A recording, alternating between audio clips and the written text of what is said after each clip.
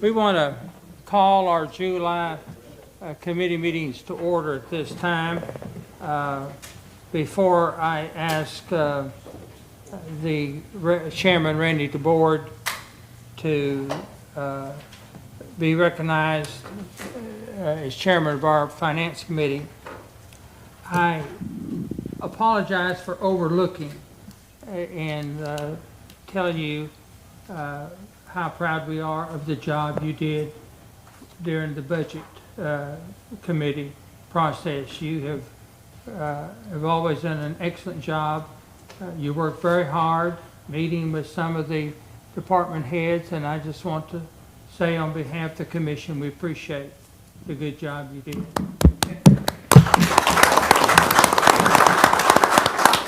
At this time, you're recognized. Thank you, Mr. Chairman. I'd like to call the Finance Committee to order. Do we have any visitors that would like to address the committee? Let me mention why she's coming. If you haven't turned your mics on, please do so. Yes, please do, so the rest of us out here can hear. When you're listening to the programs, 90% of the time, you cannot hear what you folks have to say. And it is not good for folks that are elderly and cannot attend these meetings. I'd like to address change order number 5 from what I pulled up on the website. It's only $140,000. My question is, Mayor Britton addressed the value the last time. I just want to know, where is the God-blessed value at? It's like where the beef is. Has it run off and we can't find it? Now, that's a lot of money. It may not be to you folks, but I don't think I ever had a year where I made that much money. If you did, God bless you, and I'm thankful for you. But that bill is climbing higher and higher and higher. When we started out, you told us we lied about $75,000. All right, the last count I had, you had it up to $103 million. Now, from what count I can see, and when I ask about totals, I'm told that they don't have those. Where is your sense of stewardship? Why are you not asking questions? This is not your money that you are so freely handing out, like you did the $95,000 to Burwell, like the additional to the architect that evidently didn't know what he was doing. My question to you is, why could we not use somebody in Tennessee and keep our money at home? I believe in supporting local businesses. Evidently, some of you don't, for the way you voted. I question your integrity. So please, wake up, act like good stewards, and do what's right. Thank you. Do we have anyone else that would like to address the committee?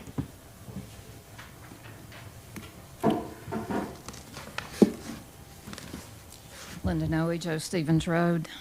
I echo her concern about that change order, and particularly when you look at it and it's the micro piles.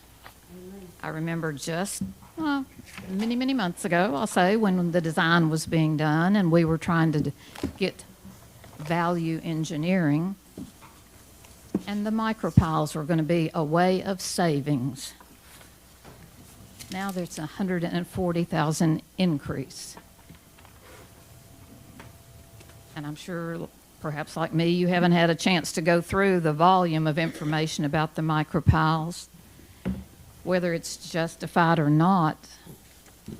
Why are we just now finding it? Why does everything keep creeping in little, I won't say little by little, a lot by a lot by a lot? The other item I would like to address is the wheel tax. I went to the website today. Of course, I'd already printed off the packet, but when I went today, I was looking for the county attorney's invoices. I didn't see them, but I saw 3 new things. Sheriff's policy on awarding not only the service weapon, but evidently a backup weapon to retiring officers. And the mayor's information on the wheel tax, the history of the wheel tax.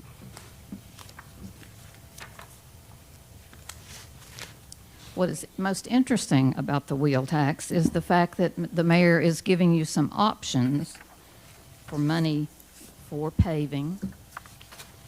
None of those options involves what Mr. Neesmith recommended, which was we've got this huge surplus that we brag about, but I don't see that any of these involve taking $1 million or $2 million from that surplus and using it for the roads. Most of these options include let's move sales tax money and do this. Let's swap wheel tax money for a 10-cent property tax increase. That's not doing anything except a shell game. Look at cutting some of the expenditures. Look at taking some of the massive surplus that you've taken from the citizens and use it for the roads for the citizens. We do not need a wheel tax increase. The last one we had was the ultimate shell game. When you meet next Thursday, I'll bring the headlines that show what a shell game it was and how the people were deceived. And they were deceived when it was renewed, when it was put to a referendum. Not just at first, when it was going to be sunset.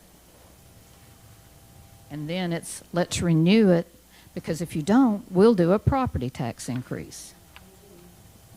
And by golly, the people took and voted for the wheel tax, and then that commission, right before it left in 2002, voted for a property tax too. That's why people don't trust their government. That, among other things. So please look at what Mr. Neesmith mentioned. That surplus is the people's money. The people would like the roads fixed. Take some of that and fix roads. Unless you think you're going to need it for more and more change orders on the jail.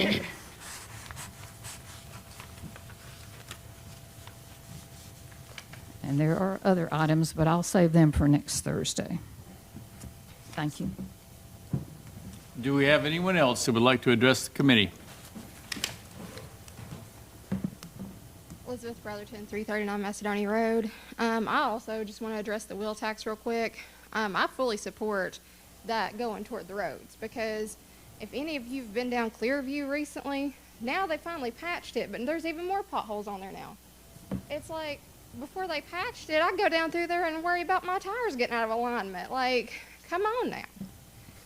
But one of the things we can't be doing is raising taxes constantly. Many of you aren't having to deal with what a lot of people in our community are. A lot of them right now, with the way the rent has increased, the way property taxes have increased, landlords have increased the rent. Unfortunately, that's just the way it works.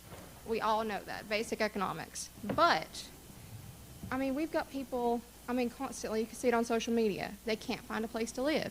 We have people having to move in with their families. What is a tax increase going to do with the people that already can't afford even a place to have a roof over their head? I mean, you need to consider the most vulnerable people we've got. And please, for goodness sakes, can we have some better roads? Because, yeah, it's getting like on McBride at the very top. They finally patched that pothole, the one that I'm pretty sure you could have planted a tree in, because I had to swerve to miss it every time I would go to class. But, yeah, please consider, especially when you're taxing cars, pave the roads that we can drive them on and not get them damaged, please. Thank you. Do we have anyone else who would like to address the committee?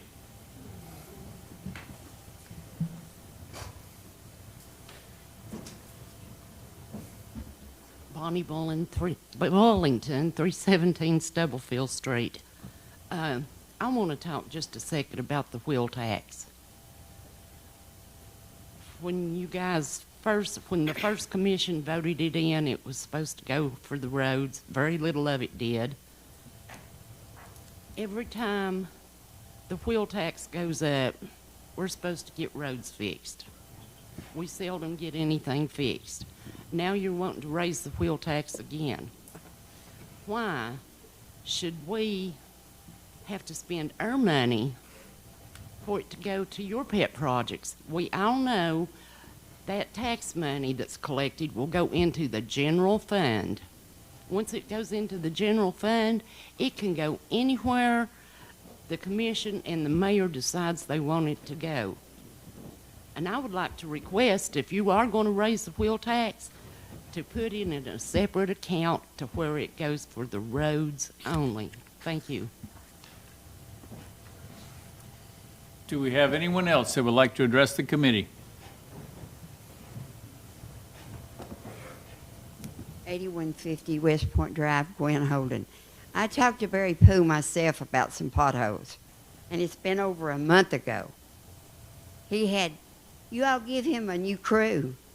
Now he's got 2 crews. And you know what? He still can't keep potholes fixed. Over a month I asked him. I went direct to him. He wrote it down, but that's all he did do. He still hasn't got them fixed. And I don't want a wheel tax increase because I know you won't use it for the roads. Is there anyone else that would like to address the committee? Seeing none in the recurring business, you have your expenditure reports that you reviewed. Do we have a motion to accept the monthly checks as presented? We got a motion. Do we have a second? Motion and a second. Do we have any discussion? If not, all in favor, let it be known by saying aye. Aye. Any opposition? Motion carries. Item 3, old business, we have none. Item 4, new business. 4A, Justice Center, Tony Pettit, Project Manager of Burwell Construction.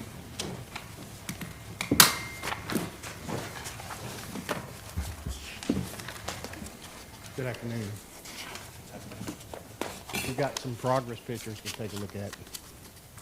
We're going to talk about a change order here in a minute about micropiles, but the micropiles are proceeding in the foreground here. You can see a couple of drills. And they've made 2 placements now. They made one today and one prior to that for the mat foundation. So the first one was right around 400 yards, and this one was around 670 today.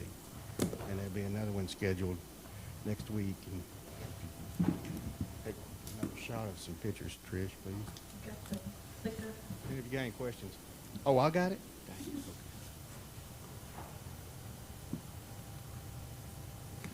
Side button.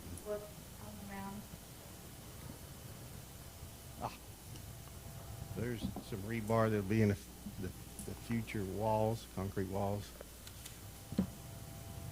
The picture with the awning is the elevator pit for the security tower.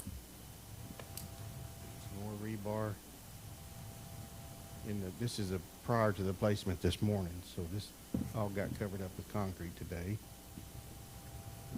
That is a prior placement. You see the concrete boom in the back, in the foreground. In the middle of the picture is the elevator tower. And then this is, you'll see these waffled dirt, and that's where the micropiles are. That's it. So, the billings billed to date through the end of June was $21,069,361. That shows 23% complete, but 14% of that is stored materials. Blaine Construction is here to talk about these change order notes, but they're trying to combat in the material shortages and supply chain issues and stuff, and trying to store all the materials we can. And that's approximately $13 million worth of stored materials right now. Change order number 5. So change order number 5 is an intermediate change order for micropiles. This is a contract unit price that's in the contract and is a bid item when we bid it. And it has a stated amount of links and a stated for each type of micropile, a 5 1/4 micropile and a 7-inch micropile. And there's unit prices for each per lineal foot. And then the kicker here is the grout. So these micropiles are drilled down, it's filled with grout, but they're plunging out, and we've got an excessive amount of grout because of karst technology. You've heard me talk about that before. The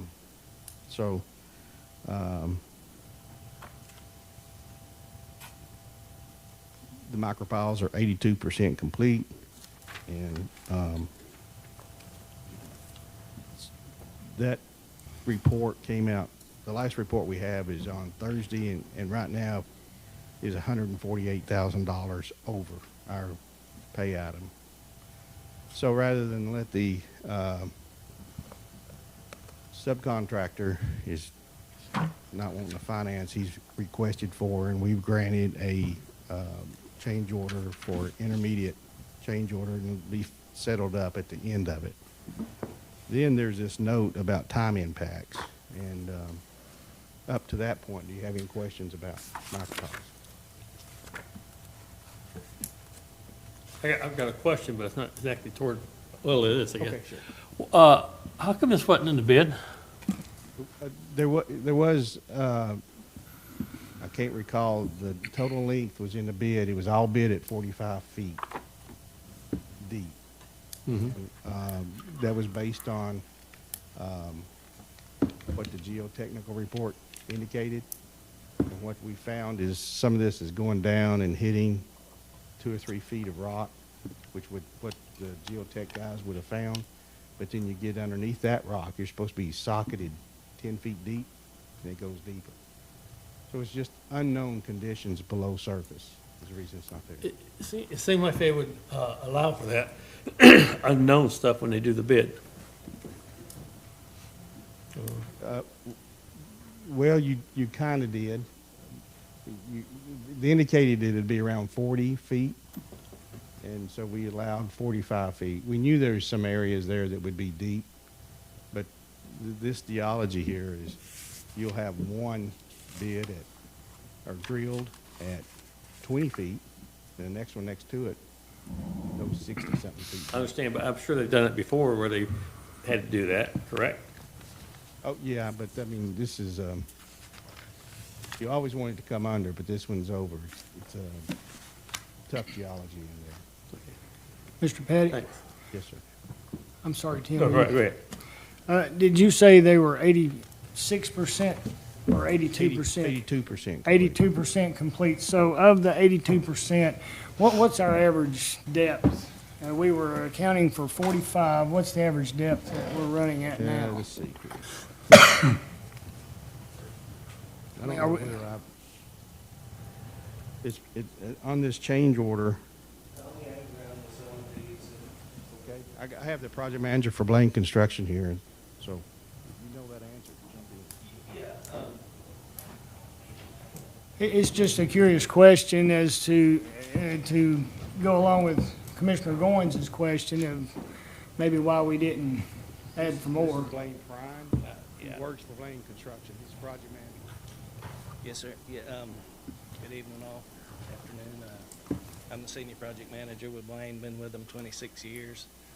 I guess, sir, to answer your question, when you receive a bid package that tells you to figure 463, take 2 micropiles at 45 lineal foot each and another 151 5.5-inch micropiles at 45 lineal foot each.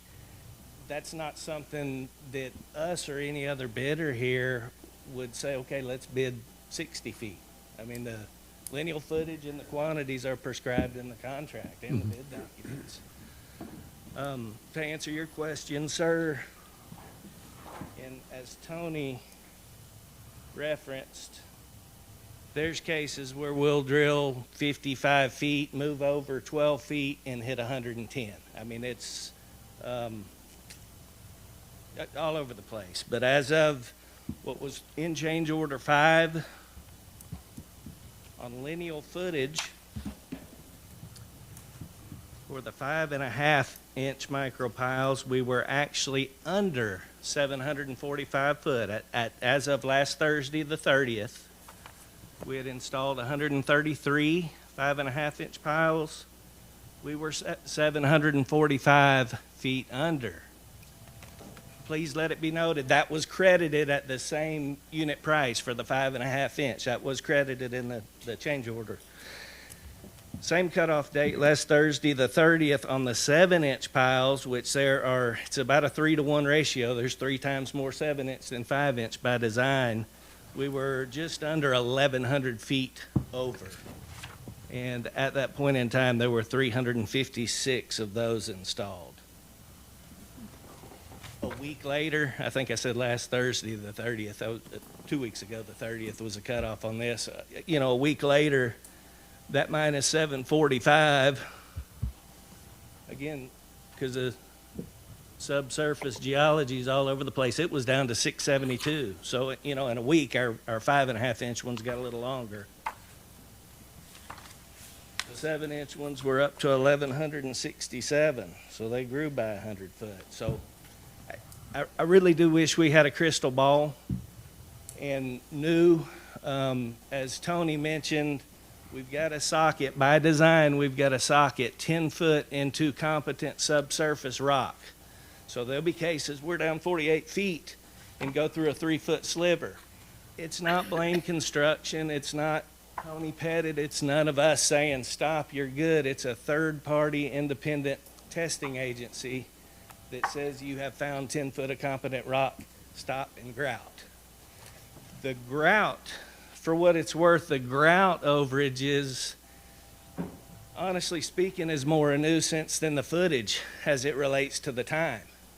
Because, again, by design, until we get 10-foot socketed in rock, we grout it, purge all the mud and bad water and stuff. We have to pick that micropile up 9 feet and plunge it back down to ensure that grout is socketed. All the while you're waiting on this grout to fill in these voids underground. You're tying up a rig and not drilling back over here. So nobody wants these things to shallow up more than us. Personally, I don't like change orders. Organizationally, I don't. They're a distraction. I don't like talking in front of big groups. But none of us have a crystal ball that can say at the end of next Thursday, here's the end of where this is. That was a little longer than a short explanation. I don't know how they got there. So basically, when the geo testing was done, they went down, they hit rock. I mean, there's no way of knowing once they hit rock, what we're doing is over and beyond what the geo testing did, is what you're saying. And it was East Tennessee landscape, karst. Is that the right word? Karst geology is the term for the subsurface geology in this area. A lot of limestone, a lot of voids. Geoservices is the third party independent inspector that logs when we hit rock, when we get our 10-foot socket. I wish we could say 3 foot's good enough. Let's stop. Let's kill the grout overages, but we can't. I mean, this is a design a very important design feature on the 4-story part of the jail. Will this be the end of the micropiles, or will there be possibly other change orders? There will be another change order, sir. What the purpose of this interim is so that the contractor and our lower tier contractor, Redstone, is not financing $140,000 because of just the way the timing of things work. They're out the money. They've spent this $140,000. If we didn't get an interim, they will have financed. We'll look up and they will have financed it for a quarter, and that's not really reasonable either.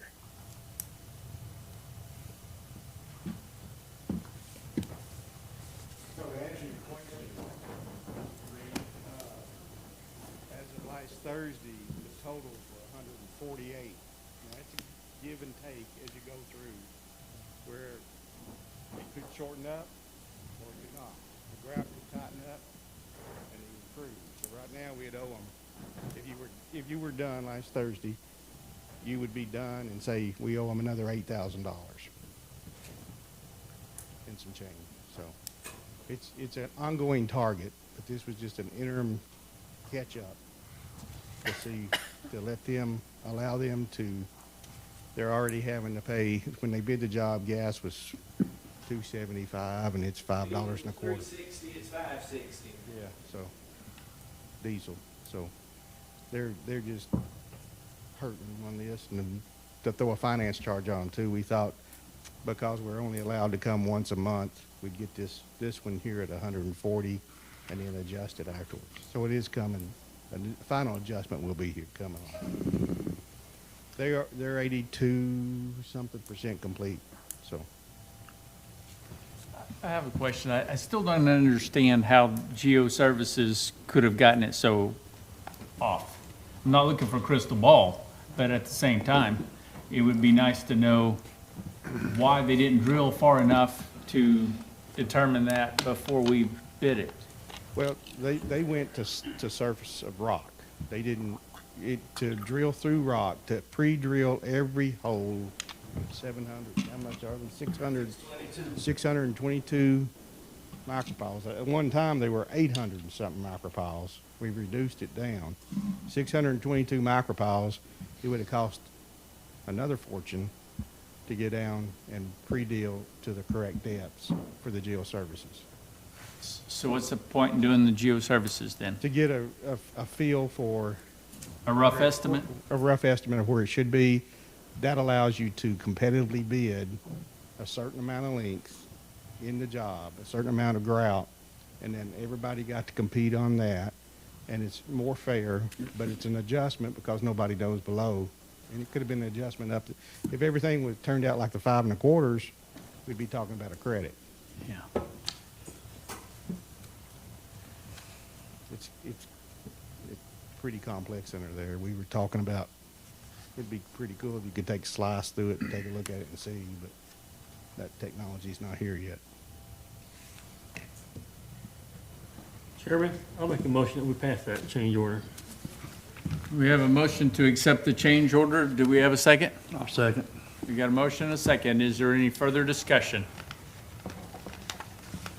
If not, all in favor, let it be known by saying aye. Aye. Any opposition? One. Nay. Motion carries. Item 4A2,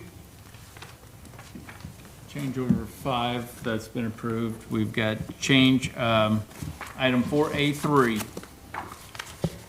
food services purchase. Yes, so, as you recall, last month, we approved the laundry equipment. That's the one that we were trying to ascertain what the foundations were needed for their heavy-duty dryers and stuff. We also, at that point in time, took bids on the food service.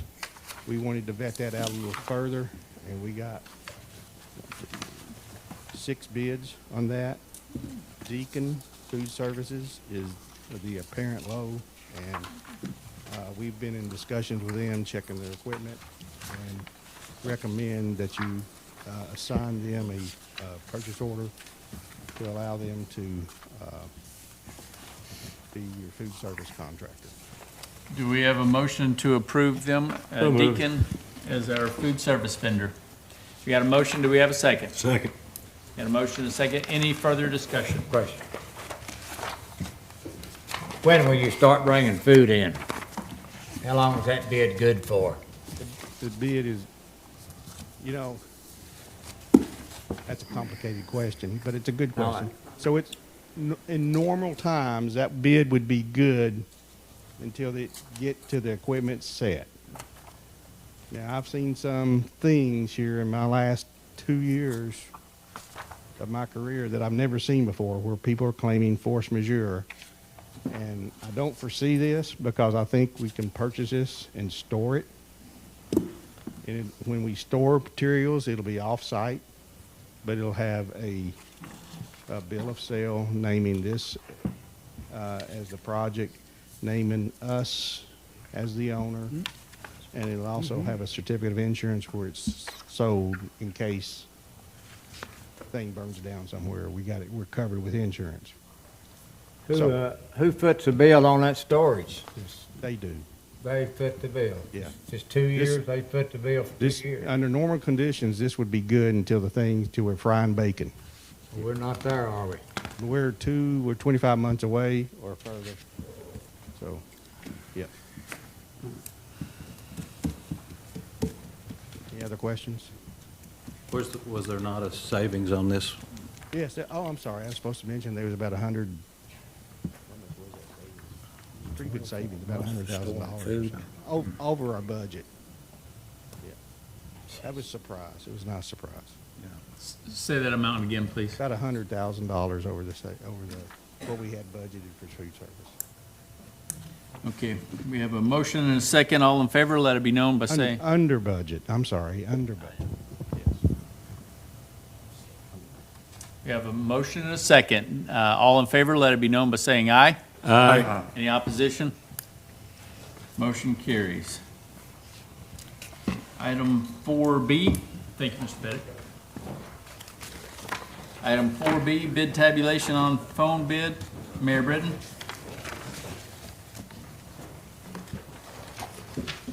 We've had, for the last couple of years, a phone system in our plans to update our phone system, which I think was installed about 17 years ago. And right now, the phone system we have is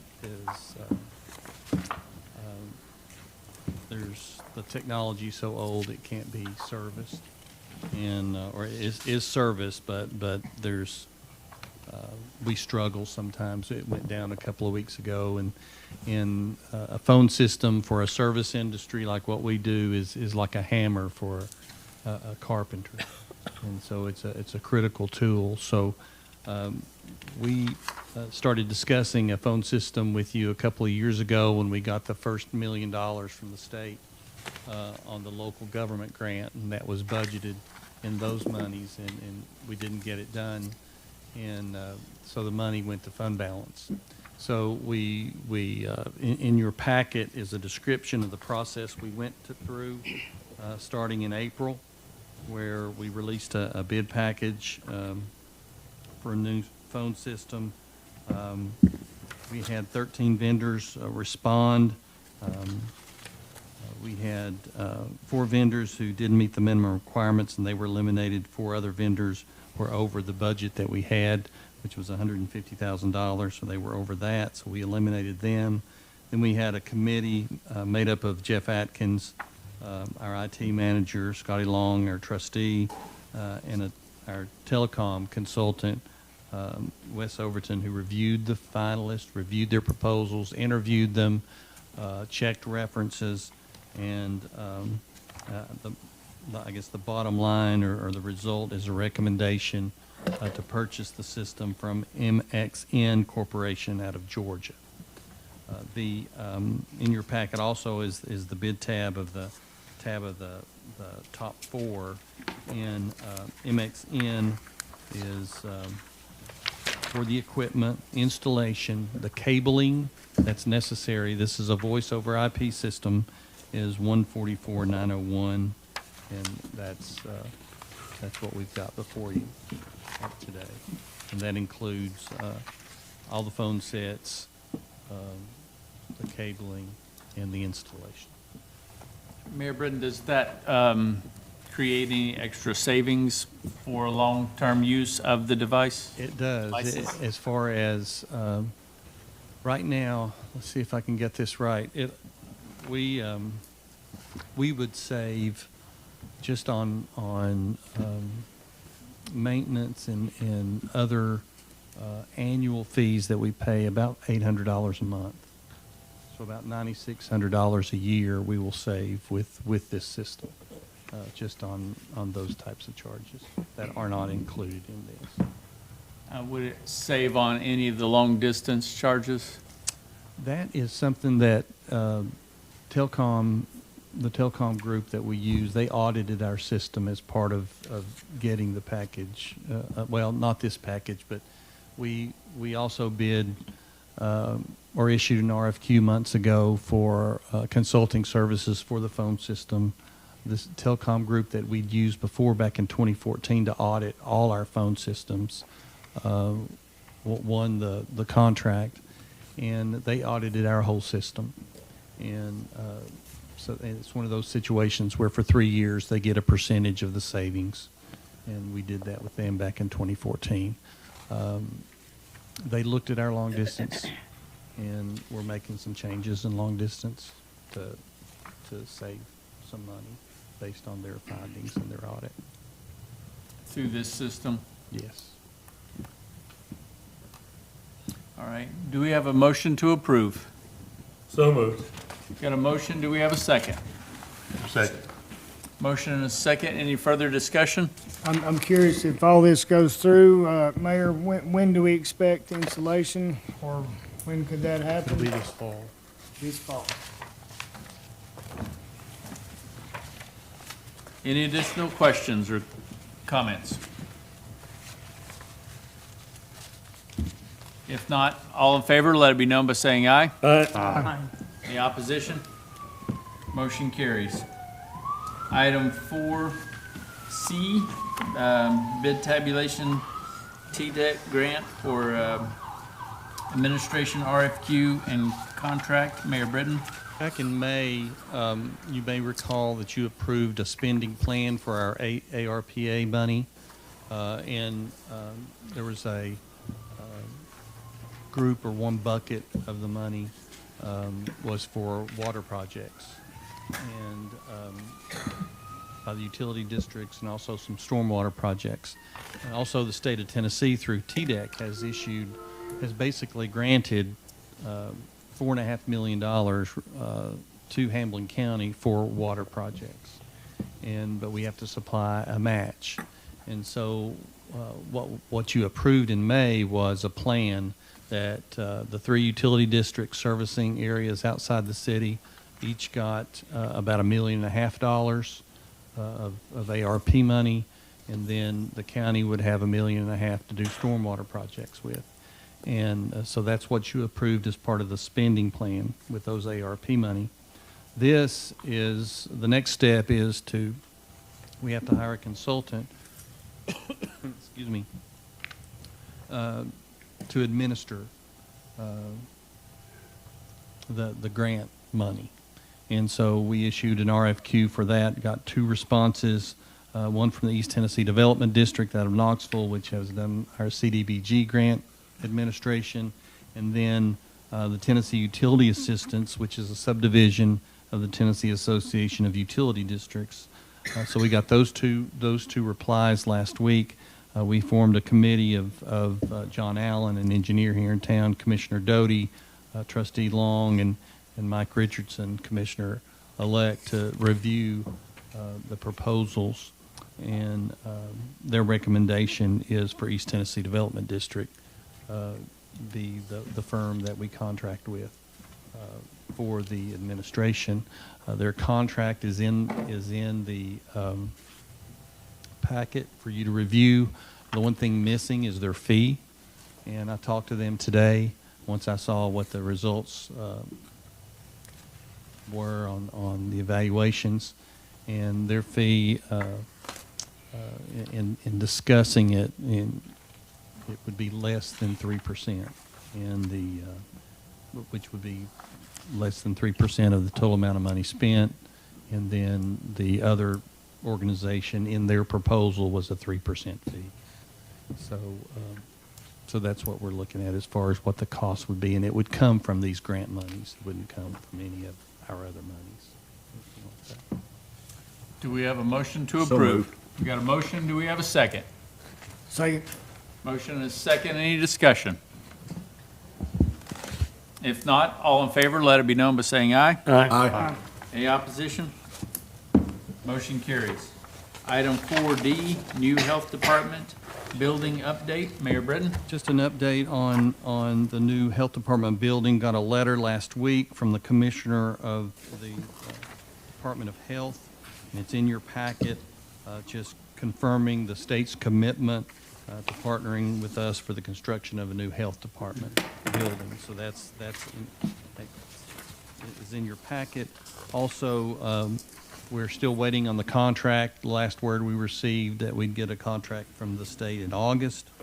And then the site location, there's been some work with the director of the health department and the regional director and Paul LaBelle, and they've kind of surveyed the community some. They're waiting on information from the Department of Health of exactly how much land do they think they'll need. One of the key features of a new health department that the state and the region wants is enough property and enough area where they could do drive-through testing, drive-through vaccinations, have enough space to queue traffic. They kind of explain it like the drive-through at Chick-fil-A, where it's covered and there's and there's some heaters and that kind of thing if it's in the winter. So we're just kind of we're kind of in the hurry up and wait situation right now. But this letter confirms that the state has selected Hamblen County for a new health department. And there's nothing to vote on in that? No. Yeah. And is there a reason why it sounds like they're pushing toward a new facility, not renovating another facility, or is that determined yet? That's not been determined. Okay. All right. Then item 4E, budget amendments. Is Ms. Hurst here? Okay, item E1, Fund 101, Sheriff's Department for $3,400.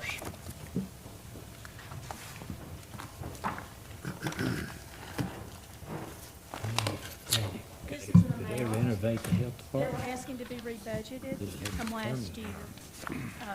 There was on here a camper that was sold, and the funds were to be used to outfit an enclosed trailer.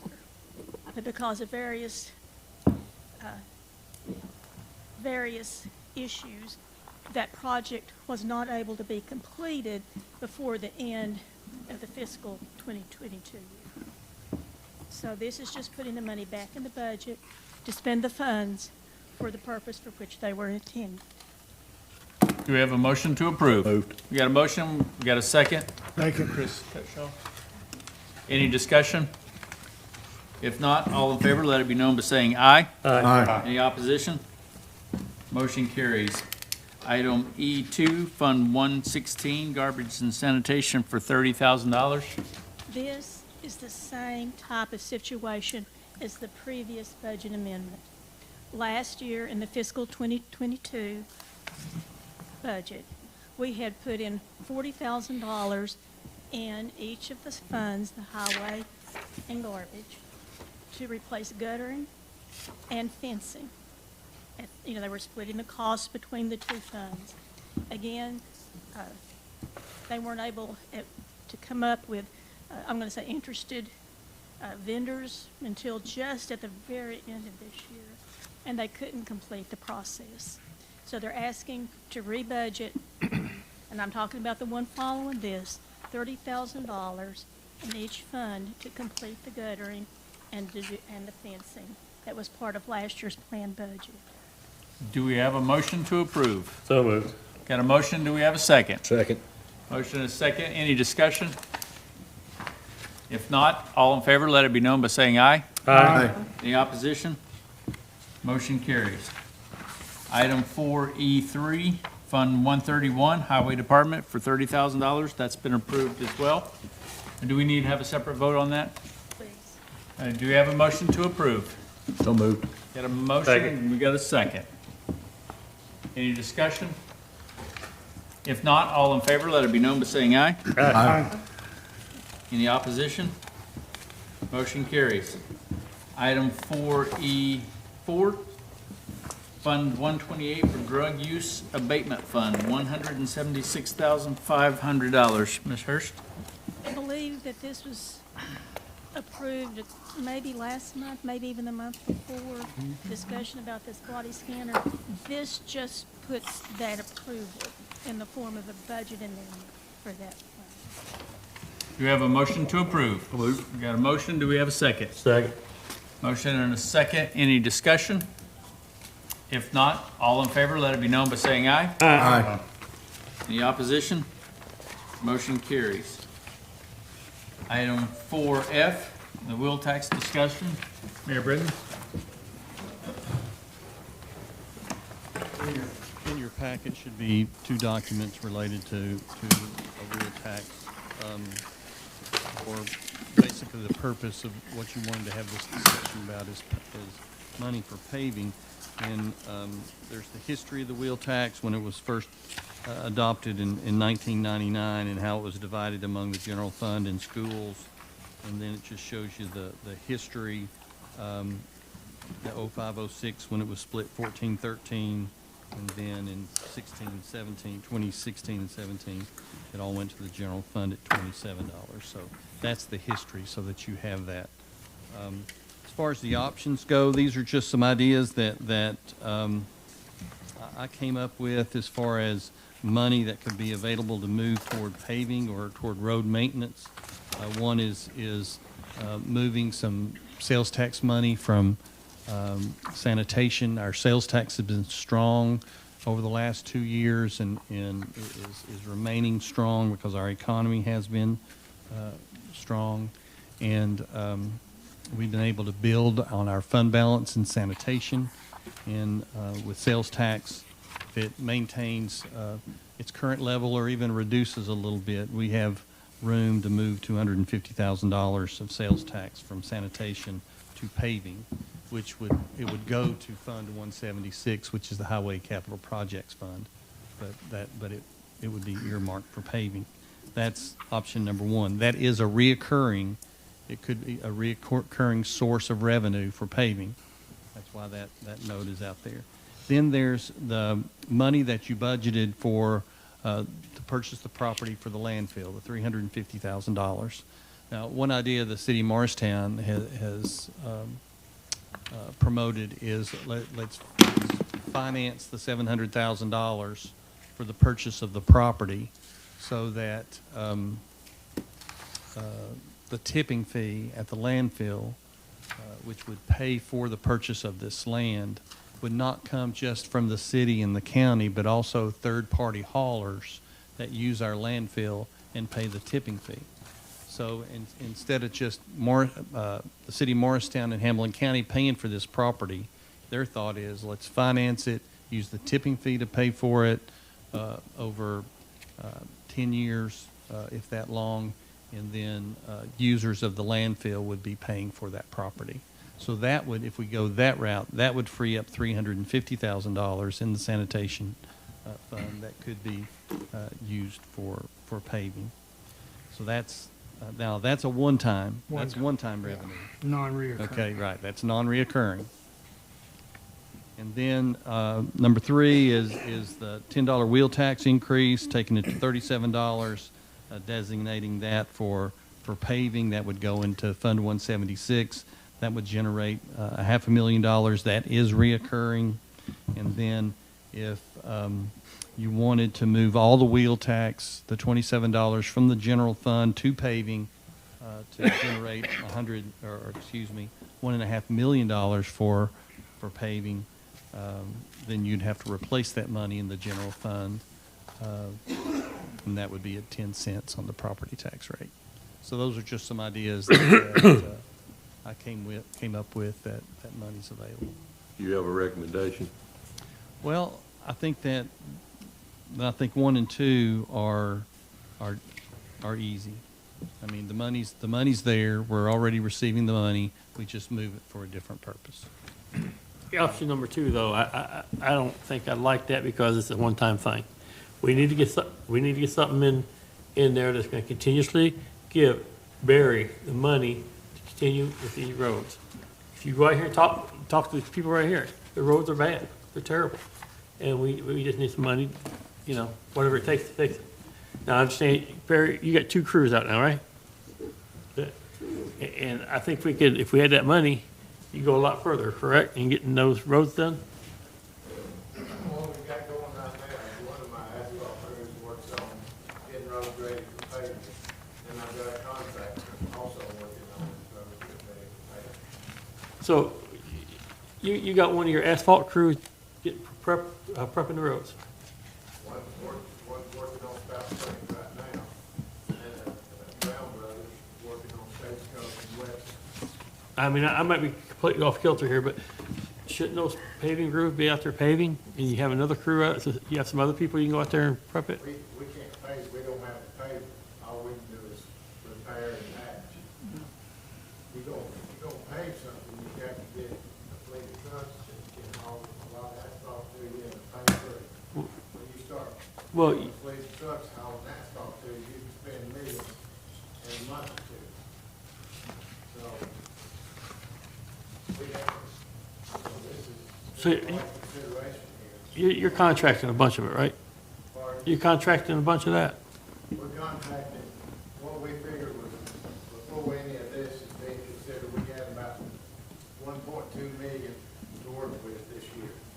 And we're contracting now about 25 to 30% of that, which would be, somewhere around $300,000. Yeah. And then we're gonna do what we can too, and then the other crews over here working on potholes and repairs and that type of thing. And that's the best use for all your people, right? Well, I'm sure, Like I say, our equipment is limited. yeah. We can't pay for a half mile or a mile because we don't have a paver. All we've got is the asphalt boxes, some rakes, some shovels, and we get it ready to put new asphalt in there and we dump it out and move it by hand.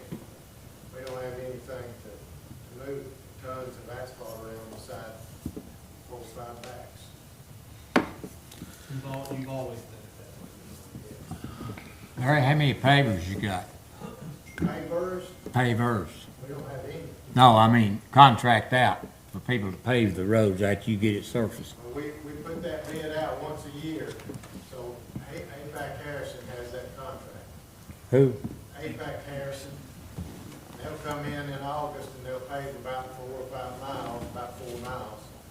And we'll try to get some more ready before Christmas and try to pave right before Christmas. Once you get it ready, is he ready to go ahead and pave it once you get it ready?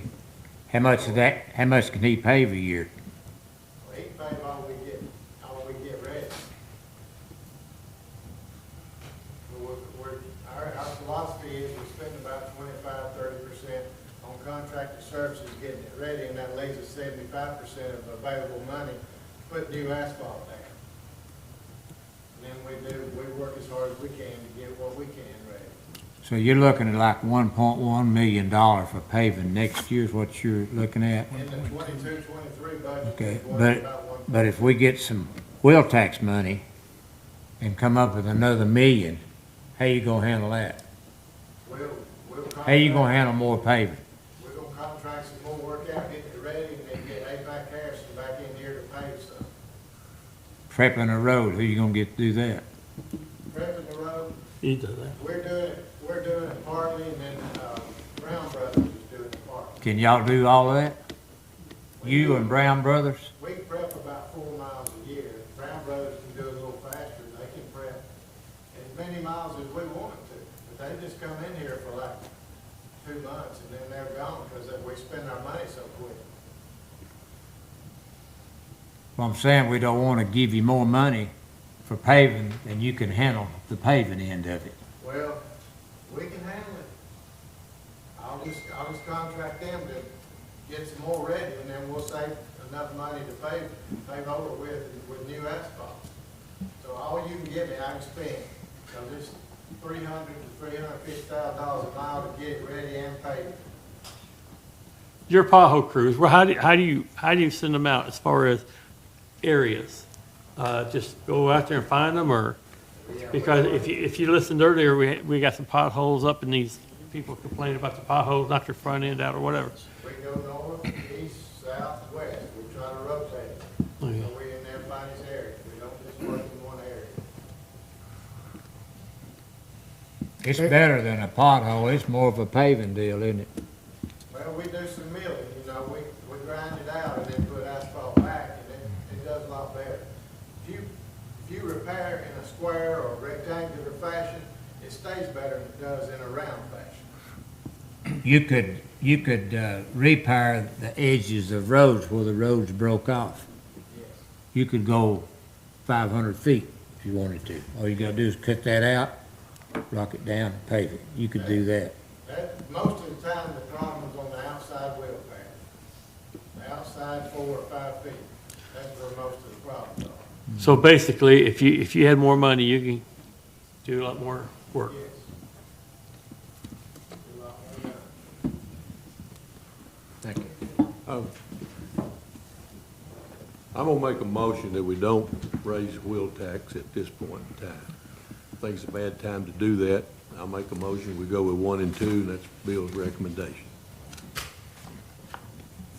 I didn't hear that. What did you say? I said I make a motion, we go with 1 and 2. That's Bill's recommendation.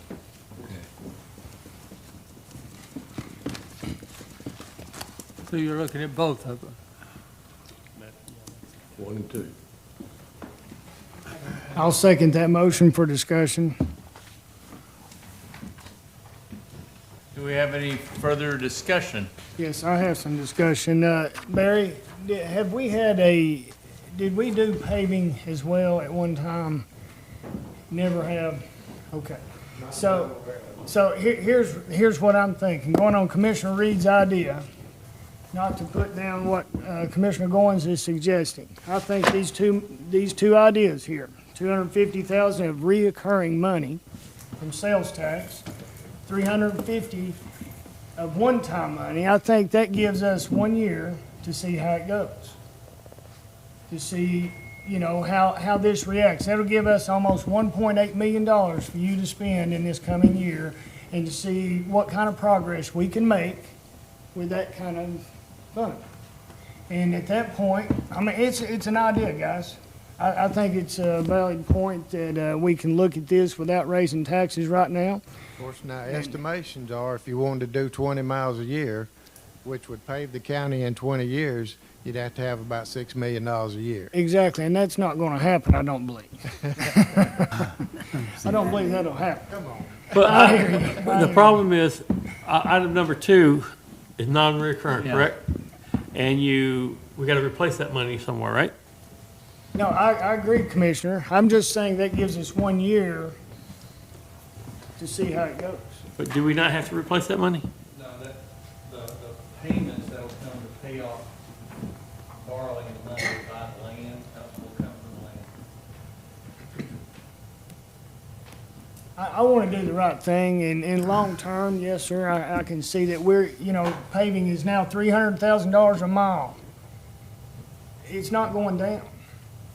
We have to figure this out, and I agree with the community, with everybody, with this wheel tax. I want it to be earmarked specifically for roads. And we already know that we can't do that. However, this body coming in, they know what's about, it gives us 4 years if we were to do this of dedicating money to that. I'm for fixing the roads. But how can we do this and it be maintained? That's the question, right? What kind of resolution can we come up with? And that's why I'm suggesting, I don't mean to kick the can down the road, but yet we have $550,000 we can add to our budget this year and give him up to 1.8 for next year and see where it goes. That's my point. Mr. Neesmith? I've got one for Bill. Bill, if we do the wheel tax at 10 cents, $10, when will we start collecting that money? When will that money be available to pave roads? Let's say it was adopted vote for July, August. I'm not sure we can start in September. I would need to talk to Penny. It's either September or October. And then you probably you would have enough to start using for paving in the spring, for the spring paving season. You couldn't use it immediately because you wouldn't have enough money to start with. that you'd have enough money to start using some of it in the spring. Mr. But we Chairman, can't, So a lot of it won't be coming up. We have a motion on the floor. We Is have a- there a second? we have a motion. Do we have a second? I second, Okay. yeah, I'm But for we question discussion. it, whether- You Yes, second it? I did. Okay.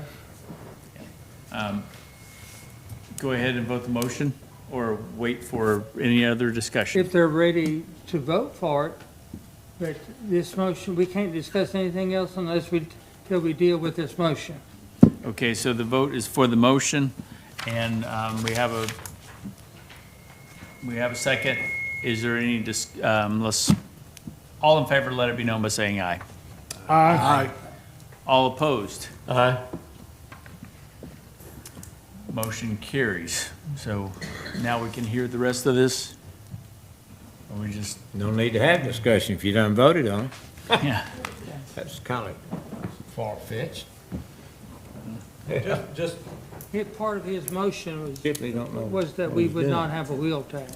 Yeah, So that was part of his motion. yeah. Can I get something clarified? The wheel tax originally wasn't for roads either, anyway, it was for schools, right? Schools, yeah. Mayor Britton, just for clarification, do we have any ideas where we'll look for part two next year? I mean, we've got 1 and 2 that we just voted on, and we've approved that. So now where will we get those funds next year? Because that second one is non-recurring. I think we see how the economy does and see what sales tax does. I mean, sales tax has done, the last 2 years, has done phenomenal for all rural counties because of the internet sales tax collections and especially for us because of that. And then our economy has been so strong over the last 2 years. So we would look at the sales tax collections and see, has it gone down? Has it gone down how much? Or is it consistent? That's where I would look first. Okay. All right, item 4G is going to be a discussion on EMS. Correct? Yeah, EMA. Yeah, I'm sorry, EMA. Emergency management. It's a handout that you should have at your desk. It's a letter from Chris Bell.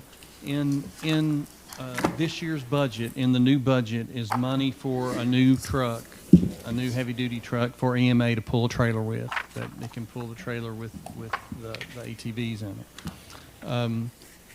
He has an opportunity through, it's ARP money managed by the state, that we can apply for a grant that would pay 50% of that truck. And so we're asking for permission to apply for that grant. I move that we grant the permission. We got a motion. Second. We got a second. Any discussion? If not, all in favor, let it be known by saying aye. Aye. Any opposition? Motion carries. That's it, Mr. Chairman. That's all I have, Mr. Chairman. Thank you, Chairman. The board, Chairman Cutshaw of the Real Estate Committee, you're recognized. Yes, sir, thank you. Call the Real Estate Committee to order. Are there any visitors that would like to address the committee? You have 5 minutes. Seeing none, we'll move to item 3A, the August tax sale list. Trustee?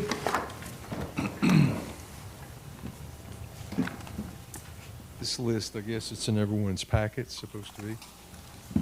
What I need the real estate committee to do is just go over this list and look and see if there's any properties that you recommend that the county not purchase in case there's a no bid. In case there's a no bid. Now, I understand that we don't want to buy any properties at all, but if there's a no bid, then we may have to purchase some of the properties. There's 61 of these properties here that are currently on this list, and it'll be less than this after July, because we're receiving more payments every day. There's 61 that are city properties and 77 that are county properties. The county properties will be designated by the district, which is, city is 1, so anything other than a 1 there in that district column, which is It doesn't have a header, but it's the 6 column over. You see the one that goes down through there, 3, 4, 5. There's only one property on here that I recommend that we do not, is out in lowland. That is environmental services. And the reason the county can refuse to purchase any properties if we have no bid, is like retention ponds, properties that may be right-of-ways or environmental issues. So that's the one property that would be on the first page if you see it there. Environmental services, think of highway. So just look at this list if you can for the committee, and if there's anything, bring it back on Thursday.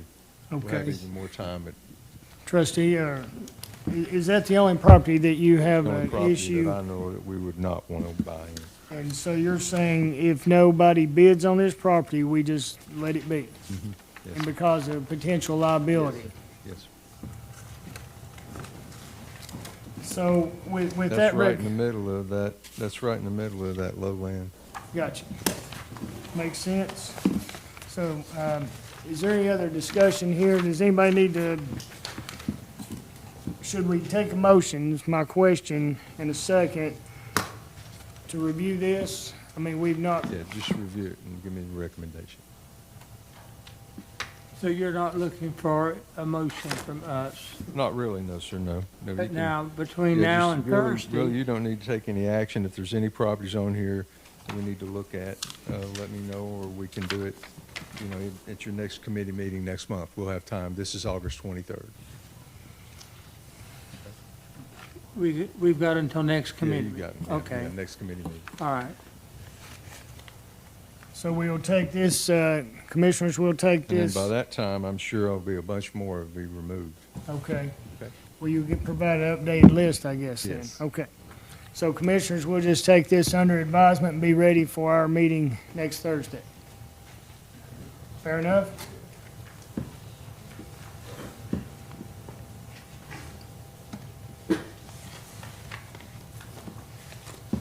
Is there any other discussion? Chairman, that's all we have. Thank you, Chairman Cutshaw. At this time, Chairman Cutshaw of the Personnel Committee, you're recognized. Call the Personnel Committee to order. Are there any visitors that would like to address the committee?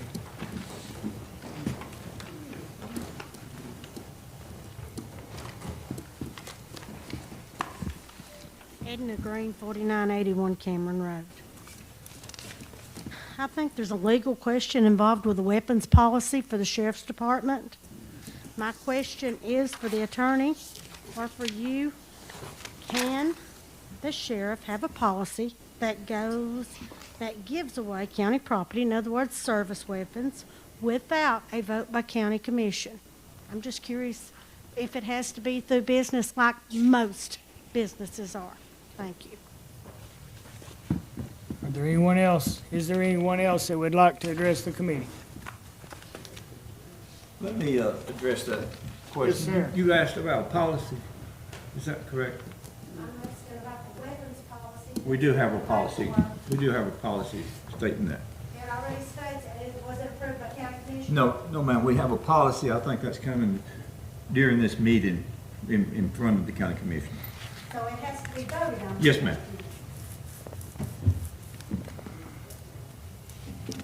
Is there anyone else that'd like to address the committee?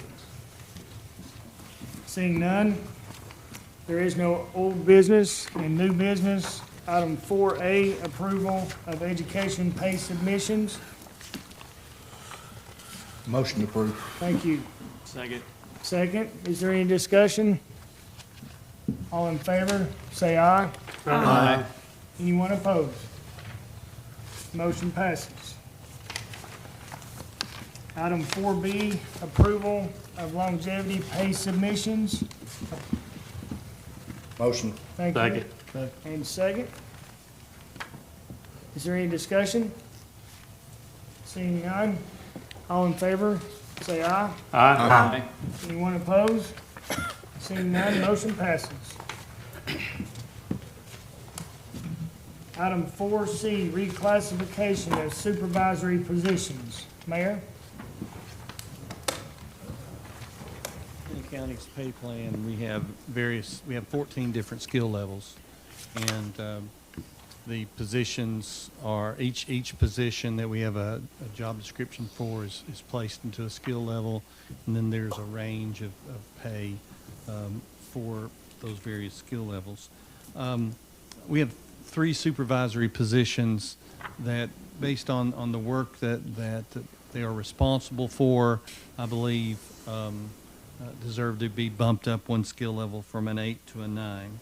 And that's the maintenance supervisor, the information services coordinator, and the Cherokee Park manager. And those right now are at 8s.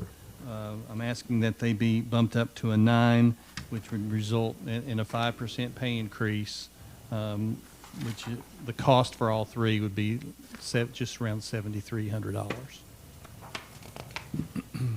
Mayor Britton, is that in light of the 5 that they just received? That's in addition to. Yes. Yes. Mayor, what departments are these in? Maintenance supervisor? What? Our maintenance supervisors, he's in charge of the maintenance department. Okay, is that? He manages 3 maintenance guys and 2 custodians, and is responsible for all the work and all the county buildings. Are you his overseer? Yes. You're his, okay. What about this information service coordinator? Right, that's our IT coordinator. That's Jeff Atkins. You're over him? I am, yes. Cherokee Park?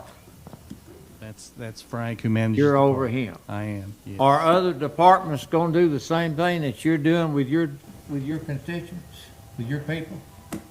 I mean, is the sheriff gonna come up and say, look, we've got a guy that's, his skill level's a lot higher, I want him to get more money? And can Teresa West do the same thing, and Penny Petty, and Keith Ely? Every department can do it. It's up to you guys whether to approve it or not. But every department can request it, yes, sir. So all 3 of these are under the mayor, okay. That's all I had. We've got a motion to approve. Do we have a second? Second. Tim Goins, second. Is there any discussion? Just a comment, I guess. The pay for all 3 of these positions, the base pay is between $40,000 and $45,000. And just for one position, like the IT position, he could leave us making the 60s, easy, with his training. And so this is a means of and Terry, as far as Terry being our maintenance supervisor, to be honest with you, he's priceless. And for $45,000, we got a deal. Don't get a big head over there, Terry. What about Parker that's gonna retire? What's that? Well, that'll help. That will help. Hire somebody else at a higher level? And with the skill set we need. Will the requirements of that job be consistent with the requirements now? I know Frank's really invested his life into it. I don't think we'll have somebody who lives out there, who works 70 hours a week, but still the same skill sets, mechanically inclined, knows some plumbing, knows some electrical,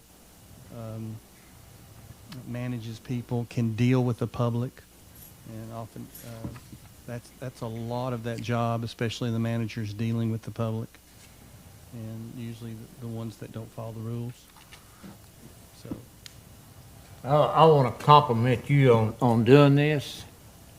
I'm just saying, what about all these other departments? Don't you think as much of your people as Bill Britton does of his?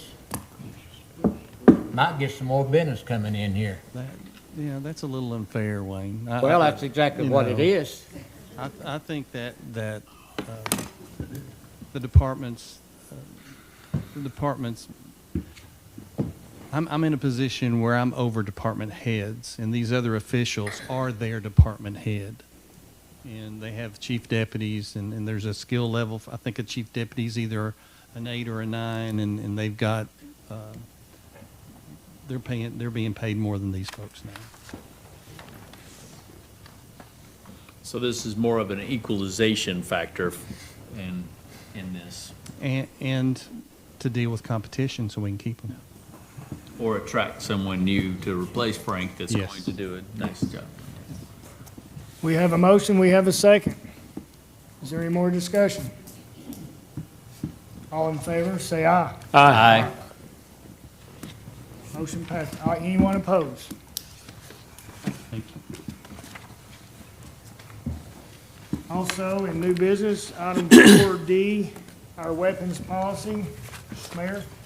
Now, the sheriff has asked for the commission to, there should be a memo from me at your desk.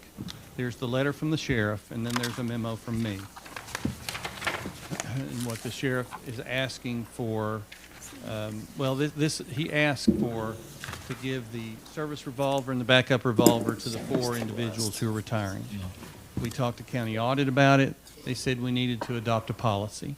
So what I'm asking is if the committee says, yes, we want to adopt that policy, then we'll prepare a policy and bring it back to you next week on Thursday. I move that we adopt a policy, so. I second. We have a motion, we have a second. Is there any other discussion? Used to do that a long time ago. So they're getting 2 guns, right? Tradition. That's the way I just understood it. They get their service weapon and the backup weapon as their retirement, as they Is retire. that the one they filed the serial numbers off of? That's not the drop weapon. Oh, I think it's standard policy for other, well, I've heard this, I don't know that, but as they retire, that they receive their service weapon.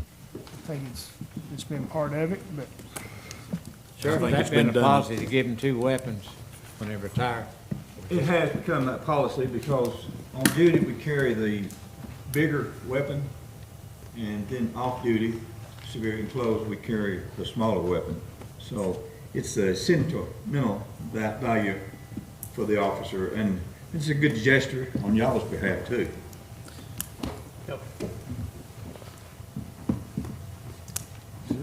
is any other discussion? All in favor, say aye. Aye. Anyone opposed? Motion passes. Chairman, that's all I have. Thank you, Chairman Cutshaw. Chairman Goins of the Public Service Committee, you're recognized. Thank you, Chairman. I call the Public Service Committee to order. Any visitors wishing to address the committee?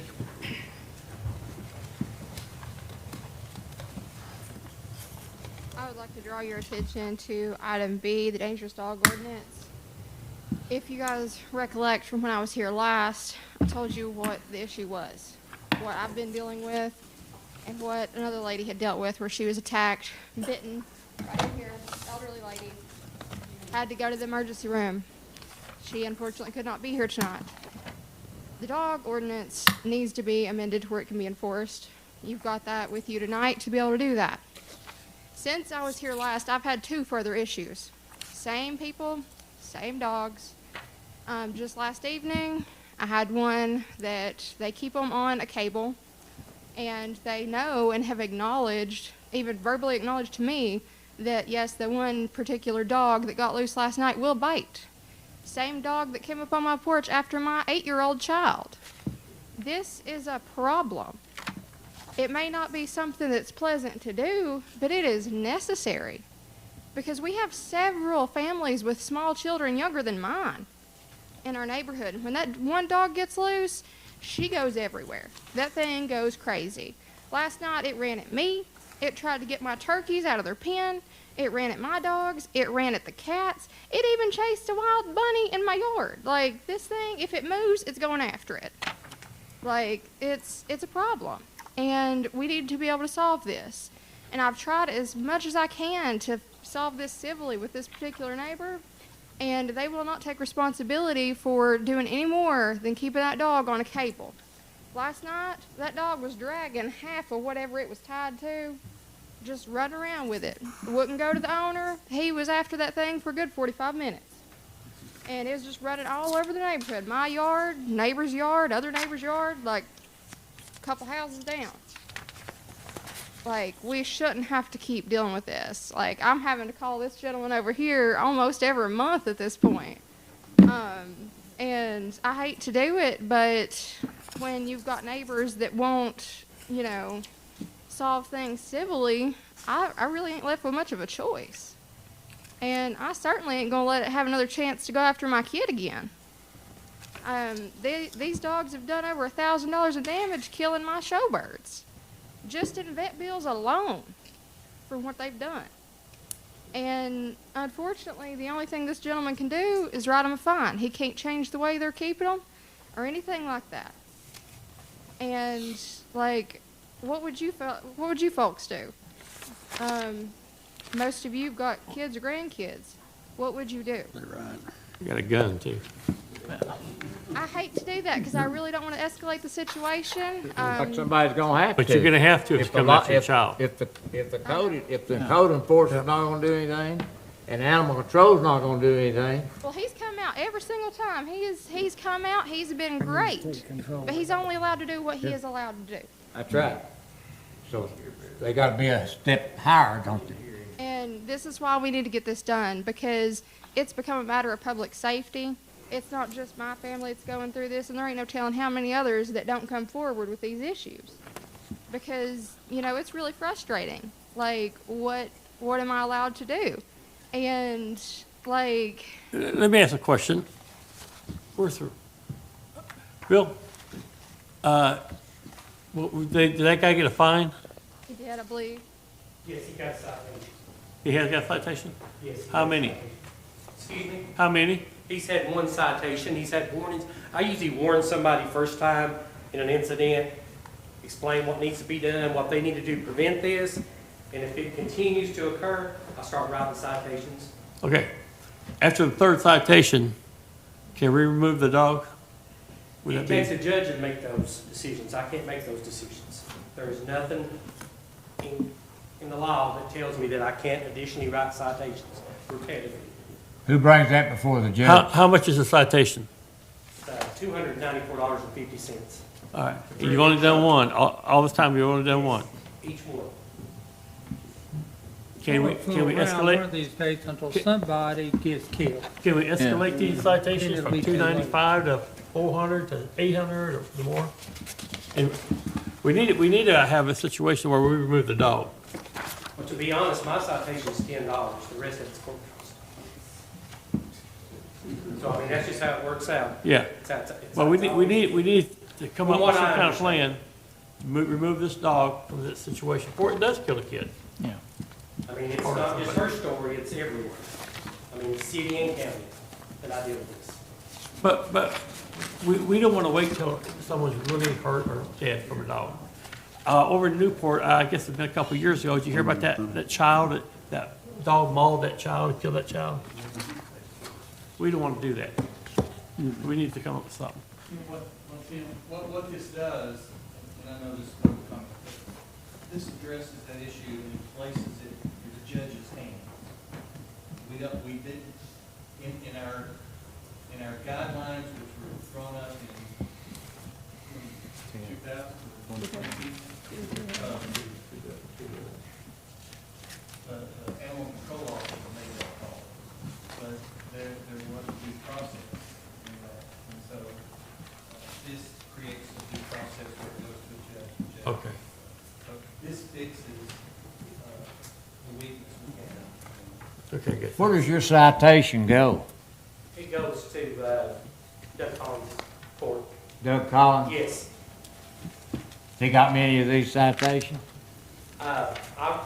It just depends. Sometimes I'll write 2 a day, and sometimes I'll write 1 a week. Are they doing anything? Excuse me? Are they doing anything about it? Majority of people do, because usually when I warn somebody, and and they ask me how much the citation is, I tell them. Sometimes I don't like to tell people how much the citation is while I'm there writing it. Because I'm right there by myself. And sometimes I write more than 1 citation on 1 dog. There's several different reasons I could be writing something. I wrote $2,400 worth of citations at 1 location one time for multiple dogs. Sound like they need a little scare tactic coat on them, don't it? I try to educate, not scare. With this new policy, gives them a little bit more teeth. Has Miss Brotherton got a recourse that she could take, she could sue this man? Unfortunately, what I'm gonna have to do, and I will be filing a lawsuit against this neighbor because I've tried to settle it. It's just like I've tried to present him with the vet bill. He verbally told me that he would cover his son's vet bill because it's his son that owns the dog. But you know, situation. I don't want to get into too many details. But he's allowing the dog on his property and not being responsible about it. So I am going to have to take them to court. I'm going to have to pay to serve them. I'm going to have to pay to bring the lawsuit. I mean, the way it's to us, when something like this happens to somebody, we're on our own bringing a suit against somebody to hope and pray that we can recover money to, I mean, what I'm going to be asking for is just the vet bills because that's cut and dry. I don't really want to deal with this more than I have to. And that's already like UT Vet Hospital. Everybody knows how expensive that is. They're wonderful people, but that's over $1,000 for chickens. These are showbirds that are my daughters. But the dog tore up a pen, got in a pen, and like mutilated 6 birds. Is what happened. Okay, your time's up. I'm sorry. Anybody else?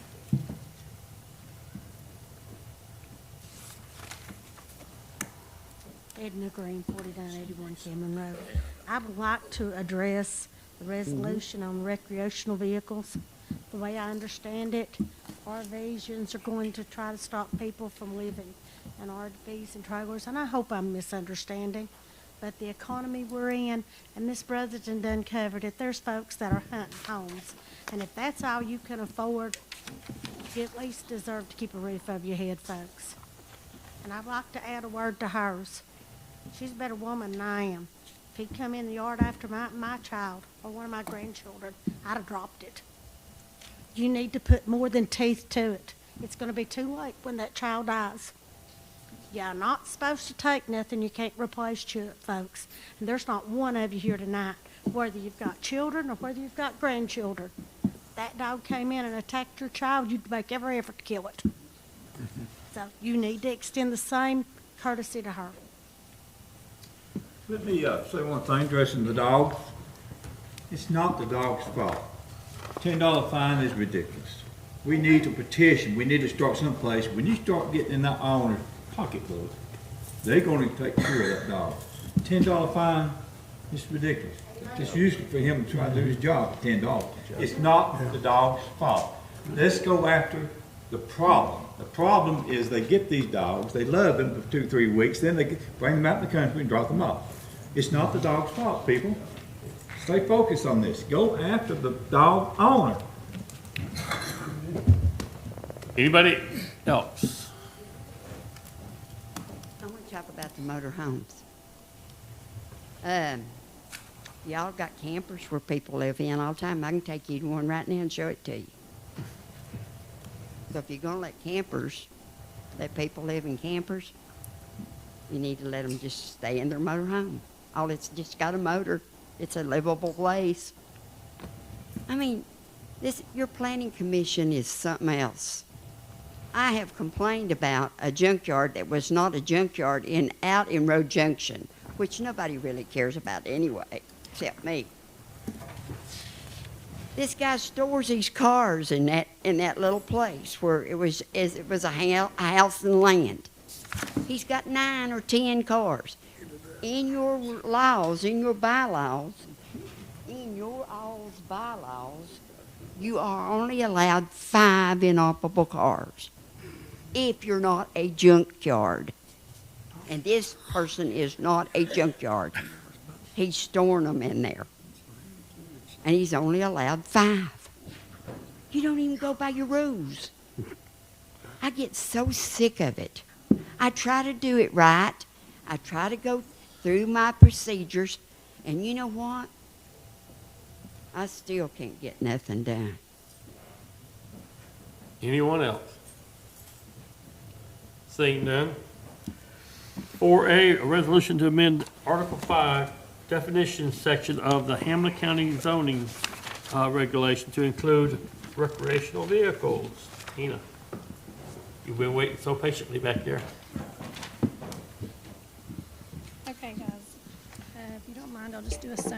such a resolution states, this is a zoning resolution to adopt a definition and regulations concerning the placement of recreational vehicles in Hamblen County. We'll let you know that the Planning Commission did review this definition and regulations at their July 5th meeting, and they did approve and move to send this on to the committees for your review. The adoption of this resolution is in conjunction with the existing definition of recreational vehicles as adopted in the flood damage prevention resolution, which was adopted back in 2010. And that means that you do have a definition for any properties that are in a flood zone that states that recreational vehicles are just supposed to be used for temporary quarters, just for camping purposes, okay? So you already have a definition in your zoning. This will just add more teeth, so to speak, on the enforcement of the issues that we're having. This resolution will give a definition for the staff to go by. It does list where they are permitted, which are in RV parks, campgrounds, or mobile home parks. It also states that they will be allowed by property owners during the construction of a permanent residence. So if someone comes in to pull a building permit and they let us know that they're going to be living in the camper while they're constructing their new home, we put that on the permit and we work with them to let them live in the camper while their home is under construction. I think there is a map in your packet, or there's a map on the screen here, and we have 36 locations to date on issues that we're receiving complaints on in the county where the campers are being placed. Any questions? Yes, you mentioned floodplain. Does this only cover land that's in floodplain, or is this all throughout the county? This resolution is going to cover all of Hamblen County. The regulations for the flood, we already have those adopted. So if we look on a map and we see that they're in a flood zone, we do have something to go by. This will be for the other properties outside the flood zone. When this, about 2 years ago, didn't this come up in the code enforcing, wasn't that part of it? And it never got voted, it never got a second, it died in committee? It's not come up for code enforcement. This is a zoning resolution. Okay, well, I remember that motor homes was part of that. The I don't motor homes believe was it part was of in- that, people living in motor homes. This was part of a review, but it wasn't part of the property maintenance. But This that has never always got- been in zoning. That never got county approval. Correct. This is being brought back before you. Any other questions? I got a question for the sheriff. How many that you might know of that have had issues of people living in these mobile homes or, I'm sorry, campers, that they're drug issues? They're dealing drugs out of those. What we suspect and what we can prove is two different things. Right. It's sort of like the old example, if you sit under a tree and an apple falls out in your lap, you're probably sitting under an apple tree. They fit the profile for drug dealers and addicts. The worst one I've seen in Hamblen County is in Russellville, they're right below the water office.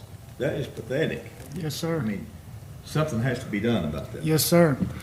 I'd like to speak to it as well. There's no one here wants to run somebody out of a home. We have a situation where there's so much abuse in our county. It's basically a squatting. They're not hooked up legally with electric, with water, or sanitation. Now, that's why we provide this area where you can go to a campground or you can go to a mobile home park and you have those services. And if someone was actually doing it properly, this probably never would have come to light. But just as the sheriff mentioned, on Russellville Pike, there is a very egregious area there. If you go by this, you'll see what we're talking about. You say, well, that's why I lived in the county. Well, folks, that's not why that person bought that house right next to this. And then it moved in. It's a terrible situation. And that's just one out of how many, Tina? 36. 36 in our county. I have several in my district that I represent. And that's why we're doing this resolution, so we Exactly. can exactly. I just, speaking toward it, I think it needs to be done and give some credence to what we need to do. The folks are looking at us to step up. I can't say This is how the many one times. you're talking about on this list with all Yes, them sir, on it? it I don't is. see it. Yes, sir. It's Russellville Pike. Russellville Pike. Those would be number 30, Mr. Neesmith. And I can't tell you how many times I've asked, I've contacted TDEC. Am I not, Tommy? Chairman, I move I've contacted TDEC to do something about the sanit, or the, I move that we approve. they're letting the waste go down Got a into the motion? streams. I got a motion, do I have a second? Second. Who was that? Oh. All in favor, motion, make motion by saying aye? Aye. All opposed? Thank you, sir. Nay. One opposed. Motion passes. Thank you, Jamie. 4B, dangerous dog amendment. Bill?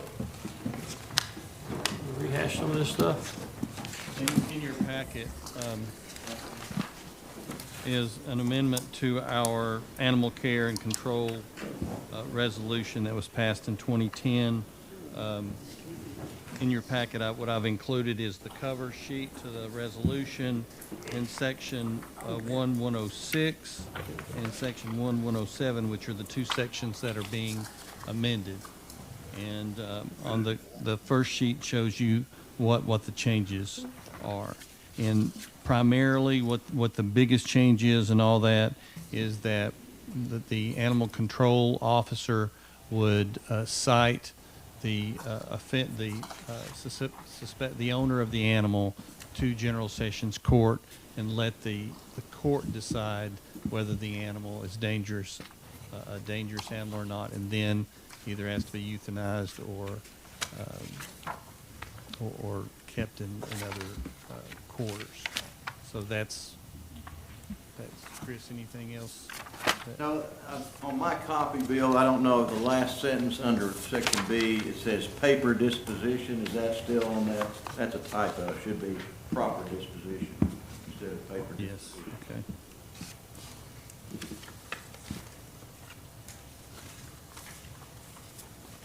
So right now, what our resolution calls for is the animal control officer making that call, which does not give the owner of the animal.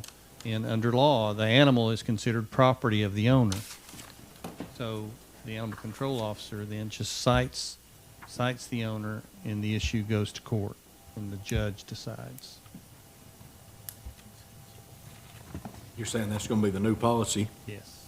Right here it states that they will be confiscated by animal control and placed in quarantine. The owner will be cited to General Sessions Court.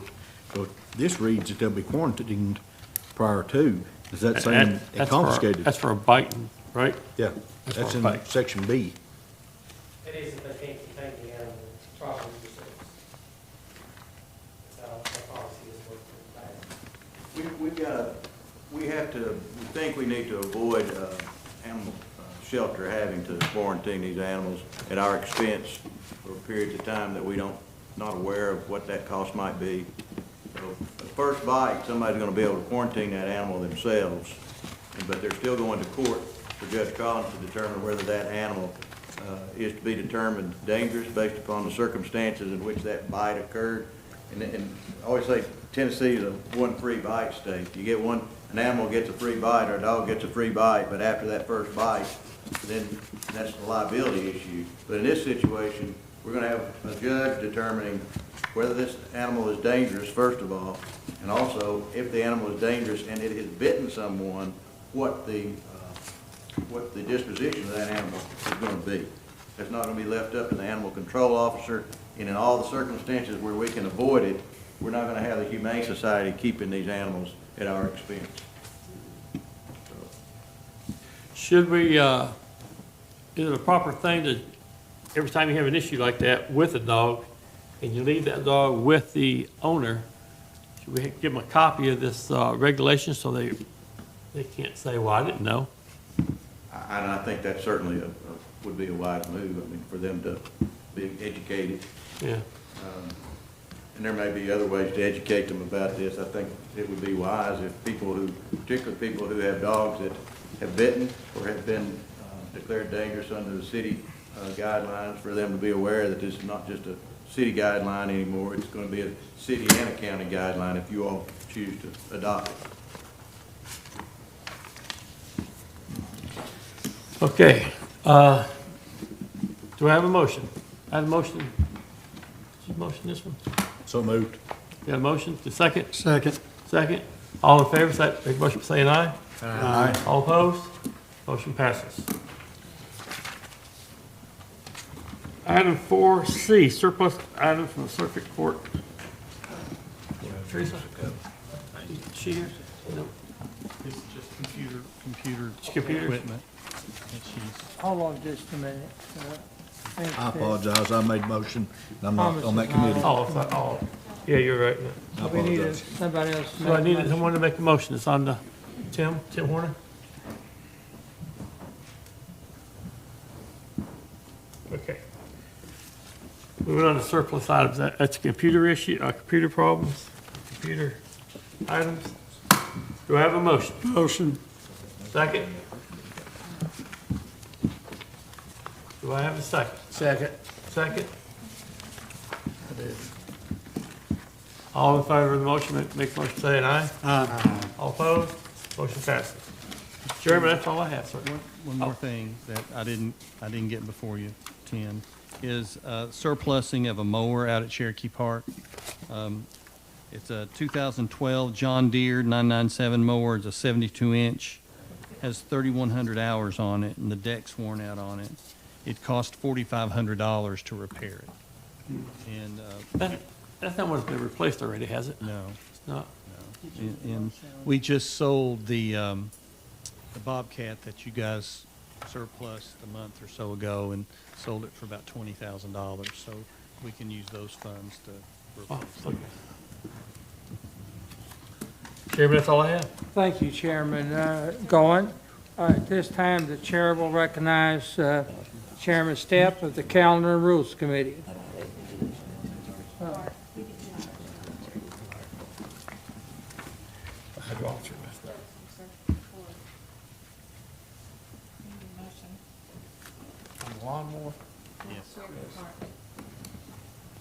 Oh, wasn't included in that You need to surplus. do that separate. Okay. The lawnmower needs to be I done. make a motion, or I can't make the motion. Do I have a motion, Silva? Make a motion. Go. Second. All in favor, say aye. Aye. All opposed? Motion passes. Thank you, Chairman. Chairman Stepp. Call to order the Calendar and Rules Committee. Anyone wishing to address the committee may do so at this time. You have 5 minutes.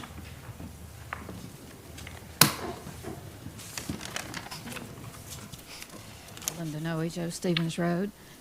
On your calendar and rules, you actually have something about the Rules Committee. I know there have been other times you've said, oh, no, you can't talk about that, but you certainly can. That 5-member Rules Committee is now down to 3 with the recent resignation of David Perky.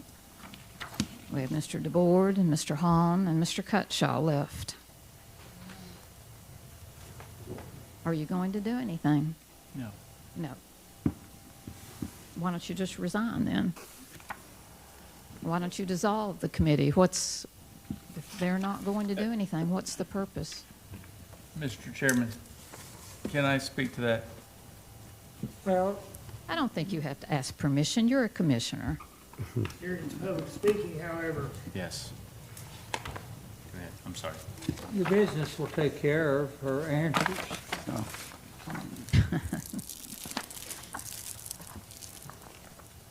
It's funny, there are other times when you will engage people, and Mr. DeBoard actually wanted to say something, but of course he won't be here in September anyway. I'm not saying that critically, but he won't. So we won't even have a quorum of the 5-member Rules Committee. You need to decide and get your rules formulated. Other counties, other cities, they know what's going on. They know what's happened in the past. They have a set of rules, organized zoning rules and regulations, county commission rules and regulations, finance rules and regulations. Anytime something comes up here, it's always, does anybody know what that was, or when we passed that, or when the pay increase was? The records are here, but they're not organized. That's all it is. The records are in the county clerk's office, the minutes of what you have done. You just need organization. Now, I know Ryan, the intern, has done some work on that. But it is so critical to the functioning and efficient operation of county commission and of all the other departments. So get your rules committee together, or appoint somebody, or hire somebody. I know Ms. Brotherton at one time offered to help compile the rules and regulations and resolutions and different things you have voted on in the past, or that other commissions have. So why not take care of this as your crowning glory? Thank you. Appreciate this. Anyone else?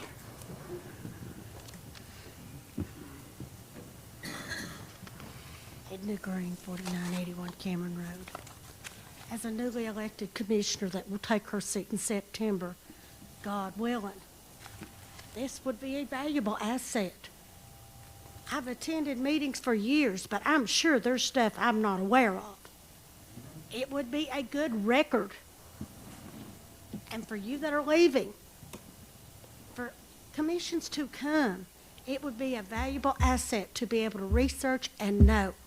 And it's just a good business practice. It's not against anybody, it's just a good business practice. So please, take the time to get it together. Last time I spoke with Ryan, he was very helpful, and I did appreciate the young man's patience with me. But he told me that he had turned in some of it. I have found nothing on your Hamblen County website, period. It needs to be accessible to folks. I've looked at some of the other commissions like Jefferson County. A lot of the rules and stuff are right there. You don't have to dig and hunt. And for my preference, no offense intended, yous have come up with a lot of rules that were against the law, like our placards. And I was the one that was made the example of. As I'm sure you know it, I'm looking straight at you, so I'm not attacking you, I'm just being brutally honest. But you need to fix it. You don't need to put it off. You need to be men and women, and if you don't want to attend the meetings and stay with it, you shouldn't come at all, sir. But you need to think about it. We need rules. But everybody needs to know what the rules are, not what you come up with all of a sudden. And whether it's me or whether it's you, I have to know where I stand. And if any of you down here don't like to know where you stand, please enlighten me. Thank you. Anyone else? If not, item 3A, no old business, we go to 4A, Rules Committee, Commissioner Chairman Howard. You have in your packet a letter pointing out, or from Mayor Britton pointing out that David Perkey had resigned from the Rules Committee. Nancy Phillips has resigned from the Rules Committee, leaves a membership of 3.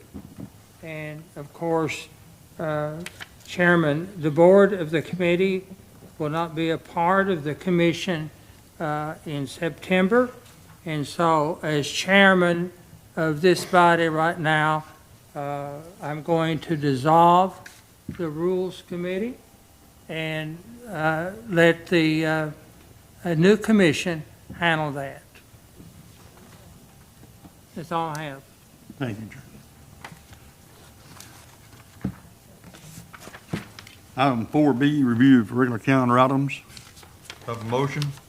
Motion. Have a motion, do I have a second? Second. I have a second. Any discussion? I'm sorry, go ahead. Regular calendar? Is this regular Yes, calendar? regular calendar. Need to,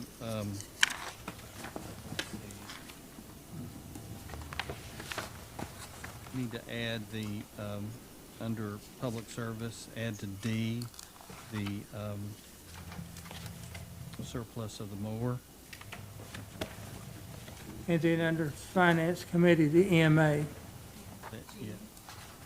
The EMA grant, and then also did, I can't remember, did the 1 and 2, options 1 and 2 on the paving money, that passed, right? So that needs to be a vote on that. Is that under finance? Under finance, yes.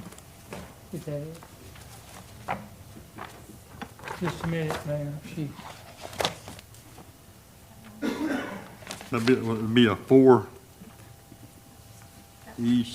what, a 5? If you're going to the finance committee, 6D, 6F, or finance.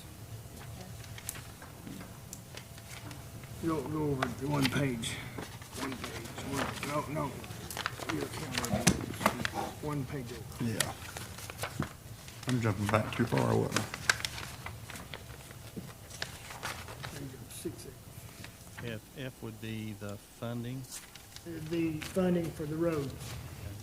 Six, Then seven. G would be the EMA grant, Under Finance. under finance. And then D, under public service, would be the mower, surplusing the mower. And then under 3A, that rules committee, there doesn't need to be a vote on that. So that needs to be stricken. Okay. With those additions to the regular calendar items, do I have a form, of a motion? So moved. Do I have a second? I'll second it. Any other discussion? All in favor say aye. Aye. Any opposed? Motion passes. 4C, review of consent calendar items. Put out for motion. Motion. I have one, second. Second. Any discussion? All in favor say aye. Aye. Any opposed? Motion passes. Chairman, that's all I have.